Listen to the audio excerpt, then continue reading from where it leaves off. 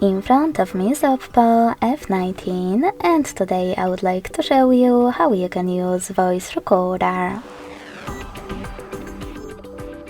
You need to begin by opening Sound Recorder app and clicking on this red button at the bottom.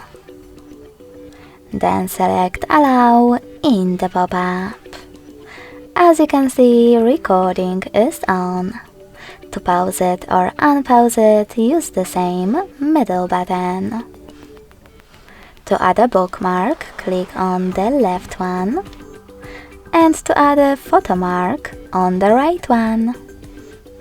Now take a peek. To discard it, select X on the left, and to add it, check mark on the right.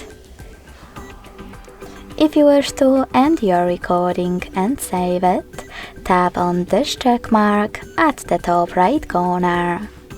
To delete it right away, click on this X at the top left one and confirm your choice in the pop-up. I will go with Save though. Finally, you can name your recording however you want to and save it by tapping on by tapping on Save. Now as you can see, my recording was successfully created. To play it, click on it. Select. To delete it, hold it instead. Select Delete at the bottom right corner and confirm your choice in the pop-up.